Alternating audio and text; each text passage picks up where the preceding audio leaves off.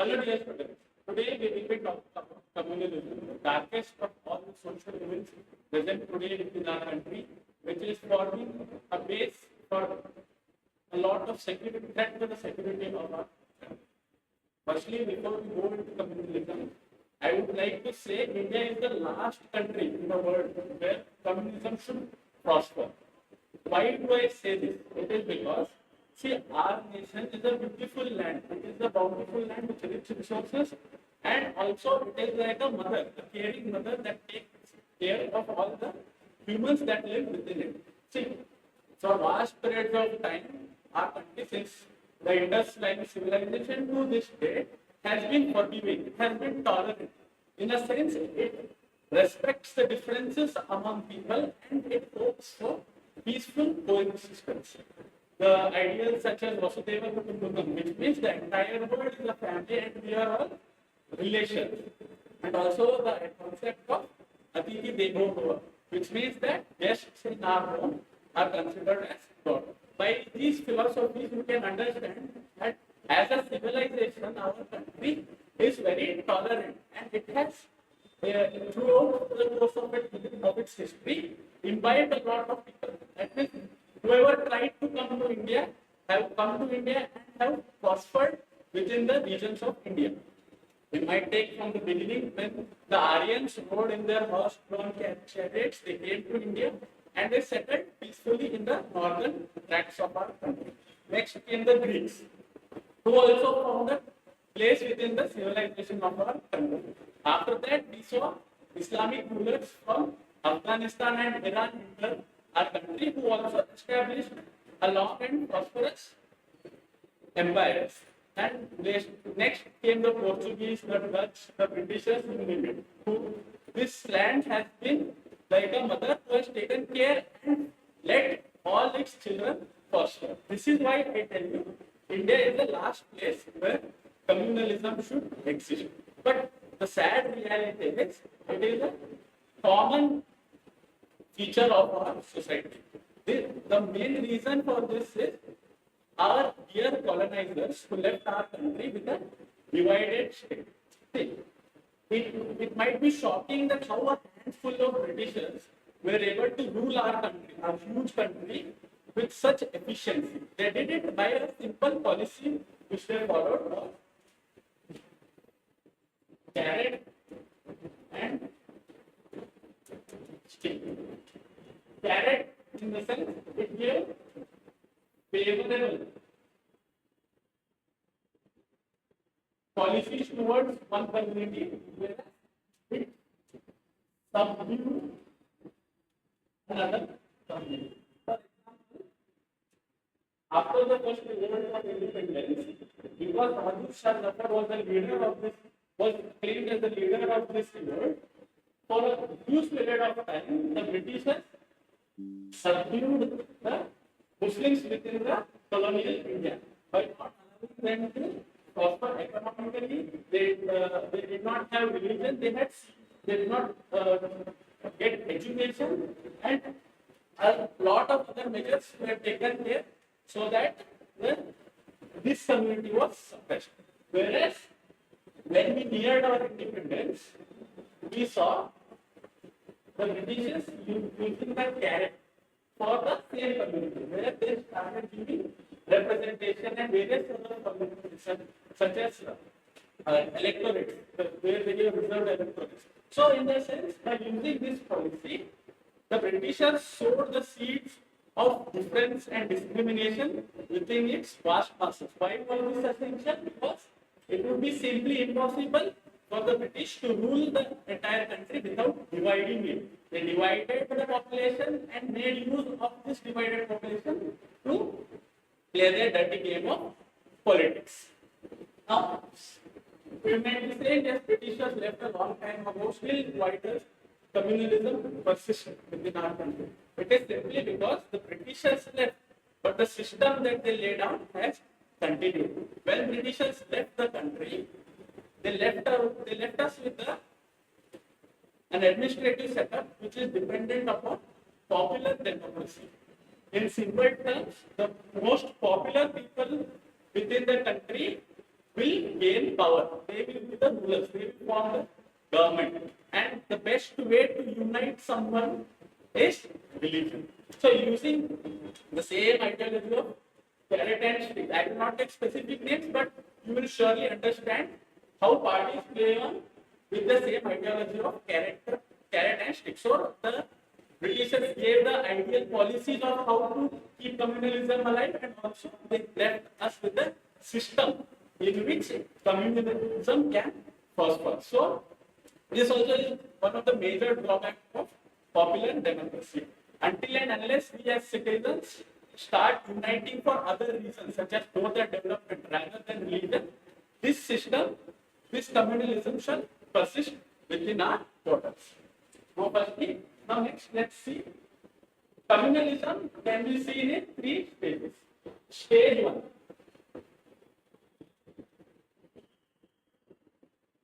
This is the stage of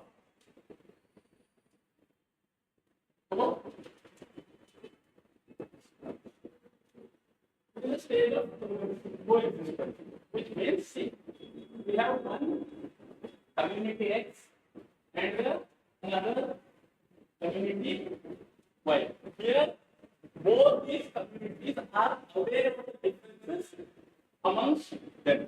See, community X has different food habits. Community Y has different clothing habits. Community X has a different belief system. Belief system in the sense God or the paraphernalia. Next, community Y has a different culture. Community X celebrates different festivals. So on, so forth. All the aspects of our life, we see community X is having different ideas compared to community Y. But in this stage, though X and Y are aware of the differences, they are tolerant. In the sense, when Y wants to open a food stall, why the individuals from community Y make sure that the food that is eaten by X and Y both will be present within their unit. Say for example, X, the community X wants to open a cloth store. They will make sure that the clothing of X community and Y community are both available at their shops for purchase. So here we see a sign of mutual respect and coexistence. That means we know one community is different, we are different from the other community, but still we respect their ideas as they do, and this respect is mutual. So this is the first stage of communalism, where there is a difference, but there is also mutual coexistence. Now, the second stage.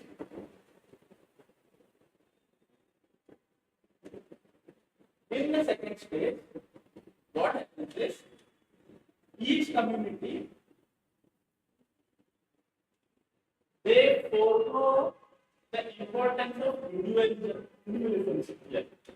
Here, individuals do not have a choice. It means the aspirations of the community Y are equal, are same. Individual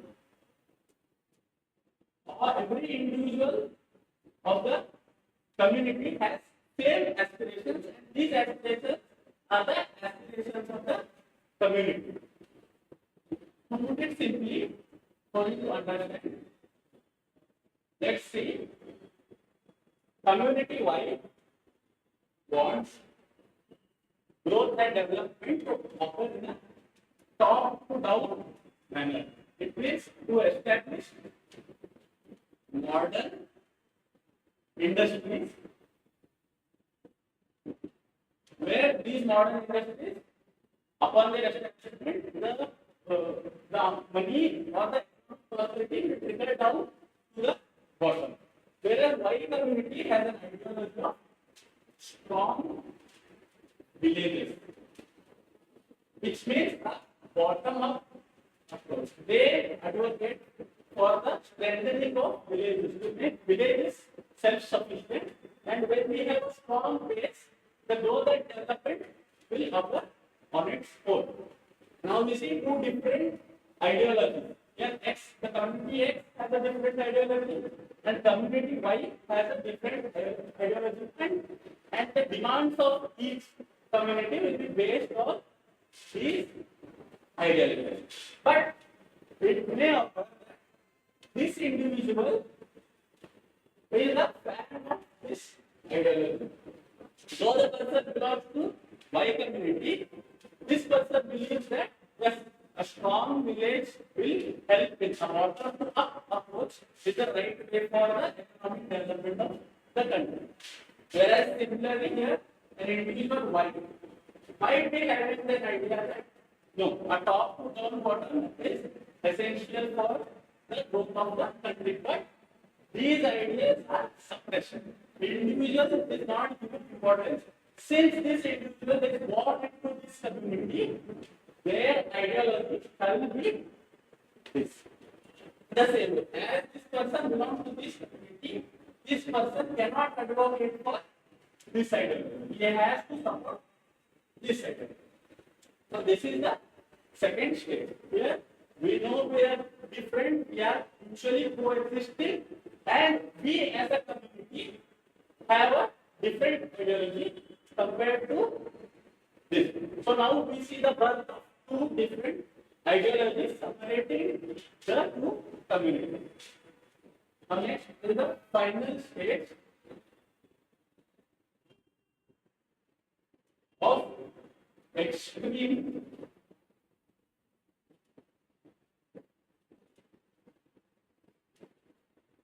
communalism.